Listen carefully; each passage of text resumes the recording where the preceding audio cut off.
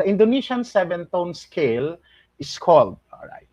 So, sa culture and arts, hindi lang naman natin pinag-uusapan yung mga konsepto na may kinalaman sa Philippine culture, but we are also studying, or we are also connecting different concepts of culture from Southeast Asia, Asia, and also world cultures. Ayan. So, with our question number 3, the Indonesian seven-tone scale is called letter A, Pelog, B, Slendro, C, Tala, or D, Raga. Okay, try to answer this question. Ayan, tingnan ko yung sumagot nga kung ano yung sagot natin. Ayan, sige.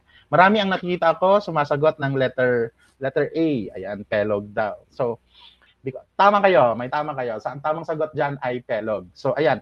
There are a lot of interesting things about Indonesian music. No? So, if you, kapag ito ay napagdaanan ninyo sa inyong mga, sa high school, actually, this is a high school topic on Asian music. No?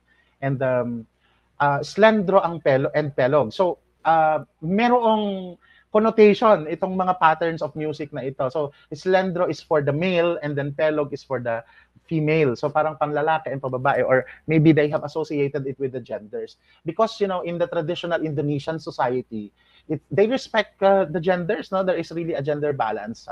Even in the Philippines or even in the Asian context, no, hindi actually issue kung ikaw ba ay babae or lalaki. As a matter of fact, binibigyan ng equal treatment or respeto ang mga kababaihan.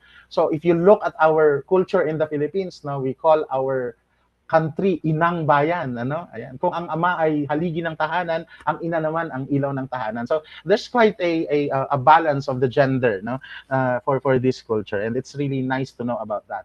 So in the gamelan orchestra, which is the gong orchestra of Indonesia, dito nila ginagamit or nagiging practical yung tonal patterns na yan, no? Ayan.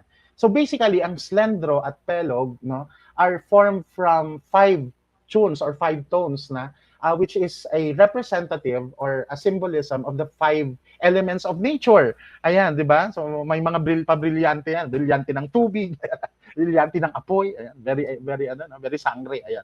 So but eventually the patterns or yung tonal patterns na yan na tinatawag nating slendro and pelog para mas maintindihan natin is very connected to nature. Ayan. So binabase nila yung kanilang ang musika nila sa mga elemento ng environment or ecology, which is actually yun nga yung the different elements, and it is being used or being manifested on the different musical instruments. No? Ayan. So for them, the gamelan, which is the gong orchestra, encompasses more than an entertainment. So hindi lang siya pang intermission number, no? Kaya pang entertainment lang siya, because it also contains some kind of cultural and spiritual context, no? Ayan, ang saya.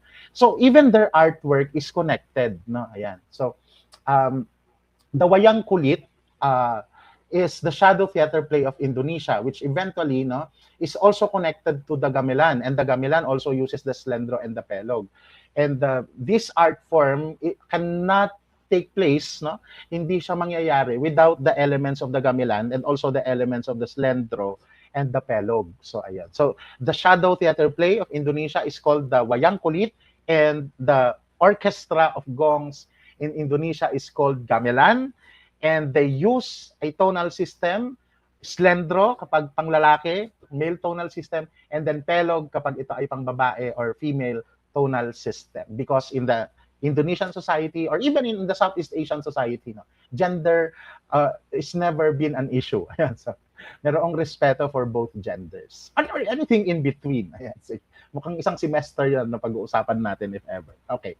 So, when we talk about the shadow play culture of Asia, it's not only in Indonesia, no? Hindi lang ang Indonesia ang merong shadow theater play. So it's also connected with other cultures like the Nang, no? In Thailand they call it Nang. So and then in China they call it Pe Yang Shi. Ayan.